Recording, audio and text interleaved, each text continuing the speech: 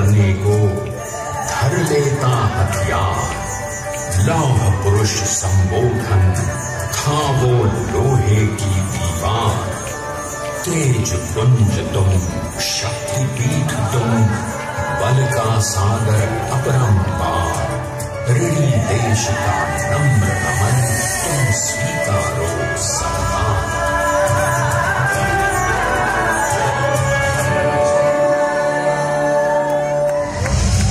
1857 में अंग्रेजों को ललकारने वाले पहले स्वतंत्रता संग्राम के एक सक्रिय सिपाही थे झवेर भाई पटेल।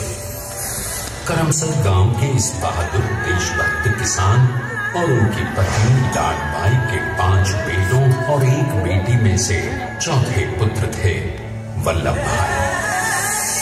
बालक वल्लभ ने करमसद के बाद नडियाद से अपनी हाई स्कूल की शिक्षा पूरी की। फिर 13 साल की उम्र में उनकी शादी भी हो गई छोटी सी झवेर बाई से। 2 बच्चों, बेटी मणिबेन और बेटे ताया भाई को जन्म देने के बाद झवेर बाई असमय ही चल बसी। सदी बदलने और 20वीं सदी आने पर उनका जीवन भी एक चमत्कार की तरह बदला। पीडर का इम्तिहान पास करके वो वकालत करने लगे। पहले गोधरा, फिर आणंद और उसके बाद अहमदाबाद में।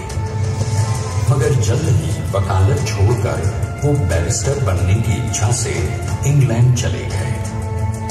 लंदन में बैरिस्टरी में अव्वल आने और वजीफा जीतने वाले वो अनोखे भारतीय थे। अब तो अहमदाबाद की वरिष्ठ अदालत में बैरिस्टर पटेल की जिरह और जीतों की धूम मच गई।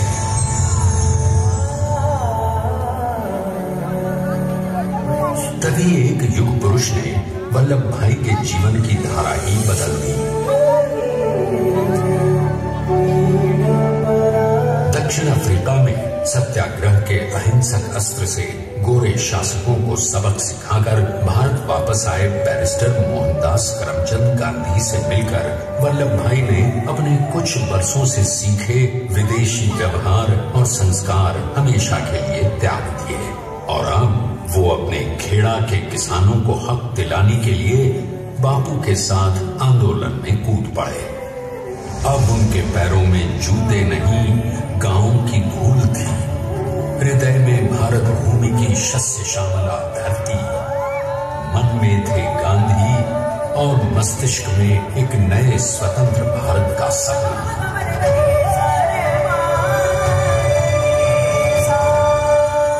तभी बारडोली के मजबूर मजलूम किसानों की यातना का समाचार उनके पास पहुंचा। तुरंत वल्लभ भाई वहां पहुंचे और यूं शुरू हुआ भारत का सबसे बड़ा और सफल किसान आंदोलन बारडोली। वल्लभ भाई ने बारडोली के 87,000 किसानों को ऐसा अटल अडिग अचल मनोबल दिया कि अंग्रेजी सरकार हिल गई और 1 बरस के बाद उनका लगान माफ कर दिया गया। अब तो पूरे देश में लोग वल्लभ भाई के नाम की कस्में खाने लगे। स्वयं महात्मा गांधी ने कहा, अब वल्लभ भाई मेरे शिष्य या साथी नहीं, सारे देश के सरदार हैं और देश को मिल गया एक अनोखा असरदार सरदार।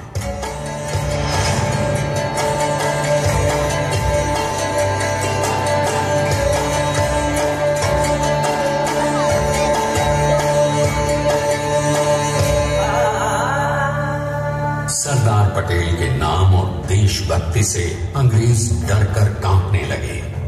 1930 के नमक सत्याग्रह और दांडी कूच में वो बापू से भी पहले गिरफ्तार किए गए। तो सन 1932 में फिर उन्हें बापू के साथ ही जेल में 2 सालों के लिए डाल दिया गया। मगर आजादी के दीवानों को, स्वतंत्रता के परवानों को कौन गिरफ्तार कर पाया है? जेल से छूटते ही सरदार को कांग्रेस के नए राष्ट्राध्यक्ष पद पर चुना गया और उनकी सरपरस्ती में राष्ट्रवादी भारतीयों ने तमाम ब्रिटिश सूबों में जीत हासिल कर वहां अपनी स्थानिक सरकारें बनाई। किंतु सरदार का सपना केवल सरकार बनाना नहीं था। उनका स्वप्न तो था एक ऐसे नए भारत का जहां हर रंग, हर रूप, हर जात, मजहब, तबके का हिंदुस्तानी एक साथ मिलकर एक ऐसा नया भारत बना सके जहां पूर्ण स्वराज के साथ सारे समाज को गरीबी, अशिक्षा, छुआछूत से भी आजादी मिल जाए। इसकी पहली रणनीति थी भारत को अंग्रेजों की गुलामी से आजादी, ताकि भारत के लोगों की अपनी सरकार सबके साथ और सबके विकास के लिए काम कर सके। बापू की अगुवाई में अब देश ने अंग्रेजों को अंतिम चेतावनी दे दी, करेंगे या मरेंगे, क्विट इंडिया, अंग्रेजों भारत छोड़ो। बस फिर क्या था, संघर्ष की रणभेरी बची। 3 सालों के लिए सरदार पटेल को भी सत्याग्रही नेताओं के साथ जेल में ठूंस दिया गया। 2 सालों के बाद अंग्रेजों को बापू के सभी शिष्यों और साथियों को छोड़ना पड़ा।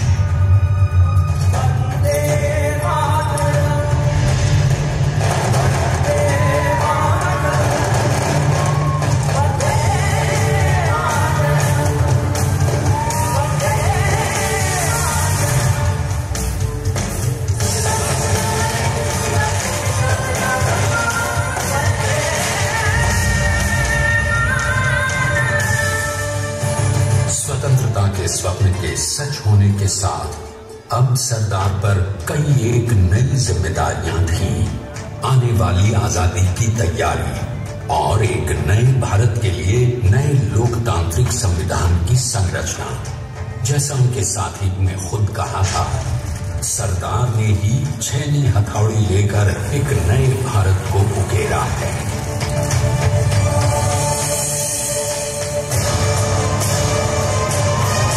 स्वाधीनता तो प्राप्त हुई, लेकिन खंडित भारत में भी उठते विभाजनवादी अंधकार को अभी दूर करना था। जब देश के खंड खंड होने का भय उत्पन्न होने लगा तो सरदार ने निर्भय होकर खुद अपनी केंद्र सरकार और साथियों को भी चुनौती दे डाली और जम्मू कश्मीर को बचाने के लिए सारे देश का आकाश वायुयानों से भर गया।